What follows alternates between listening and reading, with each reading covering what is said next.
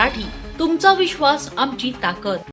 चिखली शहरातून सर्वात मोठी बातमी समोर आली। चिखलीच्या मध्यवर्ती असलेल्या जयस्तंभ चौकात भीषण आग लागून यात 10 ते 15 दुकानं जळून खाक झाली। मिळालेल्या माहितीनुसार बैलगाडी बागवानांच्या फळांच्या दुकानांना ही आग लागली आणि पाहता पाहता आगीनं रौद्ररूप धारण केले। यात घड्याळाच्या दुकानांसह अनेक लहान व्यापाऱ्यांचे लाखो रुपयांचे नुकसान झाले।